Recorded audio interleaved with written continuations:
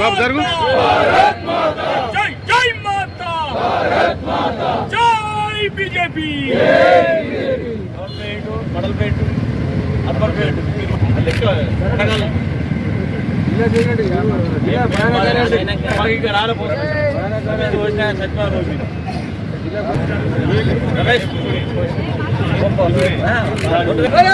माता की नरेंद्र मोदी गारी नायकत्వం नरेंद्र मोदी गारी नायकत्వం बीजेपी जिंदाबाद बीजेपी जिंदाबाद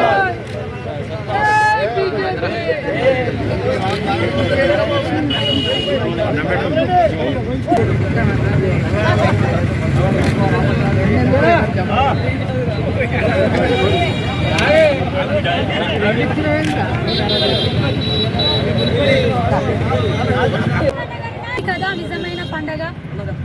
కుడమి తల్లికి అరవిందుడు తిట్టిన పసుపు తిలకం, పసుపు రైతుల దశాబ్దాల కళ నెరవేరిన రోజు, వారి కళ్ళలో అమృత బాష్పాలు కనిపించేటటువంటి రోజు.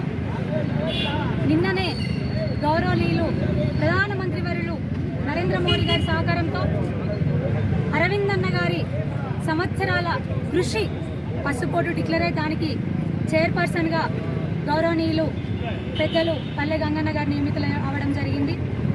ఈ శుభ సందర్భంగా పార్లమెంట్ సెగ్మెంట్ మొత్తం నిజంగా చెప్పాలంటే తెలంగాణ రాష్ట్రం అంతా, కాకపోతే అరవింద్ అన్న పట్టుబట్టి మాట తప్పని మడుమ తిప్పని నాయకుడు కాబట్టి పట్టుబట్టి తెచ్చిండ్రు. గట్టు జాతీయ పసుపోటే మన పార్లమెంట్కి వస్తుందంటే పార్లమెంట్ ప్రజలందరూ, ముఖ్యంగా బీజేపీ సైనికులందరూ, కాషాయ సైనికులందరూ, పసుపు రైతులందరూ అందరితో కలిసి సంబరాలు చేసుకోవడం జరుగుతూ ఉంది. ఒక పూట అందరము కలిసి పసుపు పండుగను జరుపుకుంటా ఉన్నాము. ఈ రోజున ఇందాక అన్న వాళ్ళందరూ చెప్పిండ్రు, పసుపు బోర్డు తీసుకొస్తానని బాండ్ పేపర్ రాసిచ్చిన రోజు ప్రతి ఒక్కరు వెక్కిలి చేష్టలతో వెక్కిరించిన వాళ్ళే. కానీ ఈ రోజున పసుపు రైతుల కళ నెరవేరిందంటే దానికి ఏకైక కారణం పట్టుబట్టి విక్రమార్కుడిలాగా, నవయుగ విక్రమార్కుడిలాగా గౌరవనీయులు నిజామాబాద్ ఎంపీ అరవింద్ అన్న గారు ఈ రోజున కృషి చేసి, మేము దగ్గరుండి చాలాసార్లు చూసినాం.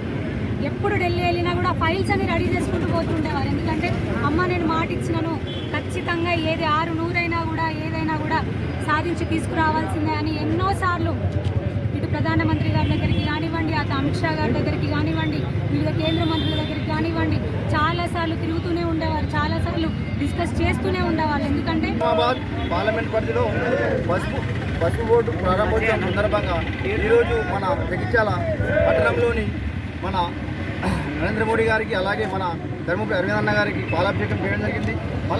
అరవింద్ అన్న మాట అంటే మడమదింపని వ్యక్తిలా ఈ మన నిజామాబాద్ పార్లమెంటుకు ఈ పసుపోటు తేవడం చాలా గర్వకారణం. అలాగే మన జాతీయ అధ్యక్షుడు పల్లె గారికి కూడా ధన్యవాదాలు తెలుపుతూ ముగిస్తున్నాం. పసుపు బోర్డు జాతీయ అధ్యక్షుడు పల్లె గంగారెడ్డి శుభాకాంక్షలు తెలియజేస్తా ఉన్నాం. గతంలో అరవింద్ అన్న పసుపు బోర్డు తీసుకొస్తా అని బాండ్ పేపర్ రాసిచ్చినప్పుడు గతంలో 10 సంవత్సరాలు హామీ ఇచ్చి ఎగబెట్టినటువంటి నాయకులు, అవహేళన చేసిన నాయకులు ఇవాళ చెప్పపెట్టు లాంటిది. నకిలీ బాండ్ పేపర్ అన్నారు, నకిలీ లీడర్లు అన్నారు, ఇవన్నీ చెప్పి గతంలో పబ్బం గడిపారు. ఈరోజు వారి పబ్బాలు ఉడికే పరిస్థితి లేదు.